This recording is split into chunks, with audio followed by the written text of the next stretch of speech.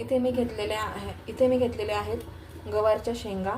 त्या मी आता थोडंसं पाणी, 1 ग्लास पाणी घालून 1 शिट्टी करून घेणार आहे त्याची आणि मग फोडणी घालणार. इथे मी घेतलेलं आहे आलं लसूण आणि खोबऱ्याचं पेस्ट केलेली, म्हणजे पेस्ट म्हणजे थोडंसं जाडसर दळून घेतलेलं आहे.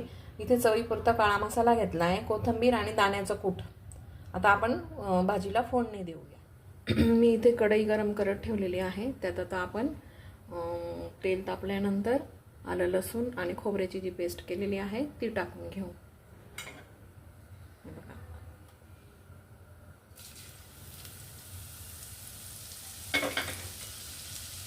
छानपैकी खरपूस परतून घेऊया याला लालसर.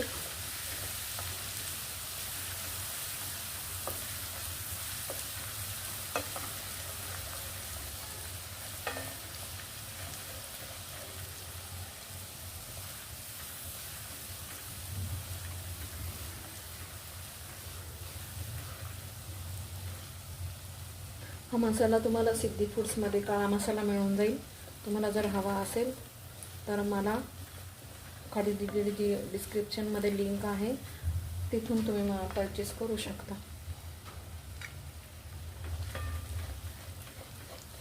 छानपैकी लालसर झालेला आहे, जास्त जाळायचं पण नाही, तर जळकट वास येतो त्याचा, करपट लागतं ते. त्यात मी काळा मसाला टाकून घेते.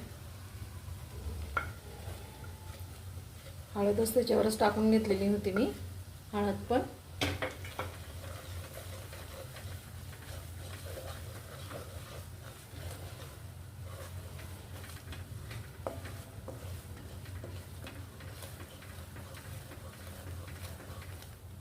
त्याच्यानंतर गवारच्या शेंगा ज्या शिजवलेल्या आहेत आपण शिट्टी काढून घेतलेली त्या टाकून घेणार आहे.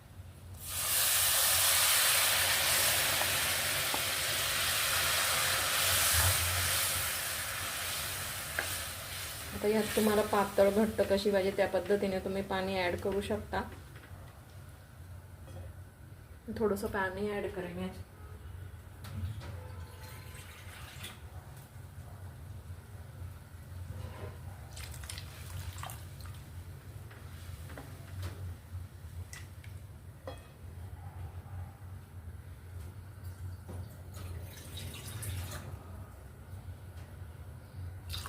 यात मी पाणी ॲड केलं मला पाहिजे तेवढं. आता त्याला थोडीशी उकळी आल्यानंतर आपण दाण्याचं कूट टाकून घेऊ त्याच्यात.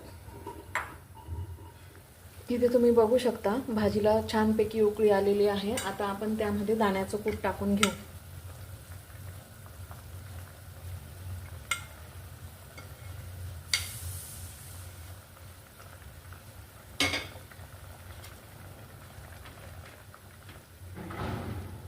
मी मीठ टाकायला विसरले होते, मी आता मीठ टाकते.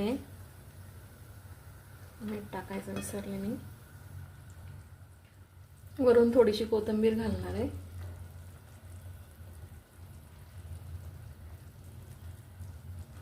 हिला थोडा वेळ उकळू देऊ. उकळल्यानंतर मग आपण एका भांड्यात काढून घेऊ. या अशा पद्धतीने आजचा बेत आहे. गवारच्या शेंगा, खिचडी, सलाड, पापड आणि चपात्या. जर तुम्हाला माझ्या अशा रोज नवीन नवीन डिशेस बघायच्या असतील तर मला कमेंट्समध्ये सांगा. रोज संध्याकाळी तुमचा ताण वाचेल की काय करू. तर रोज संध्याकाळी 6 वाजता माझी रेसिपी बघा आणि ठरवा की काय करायचं आज. चला, थँक्यू सो मच.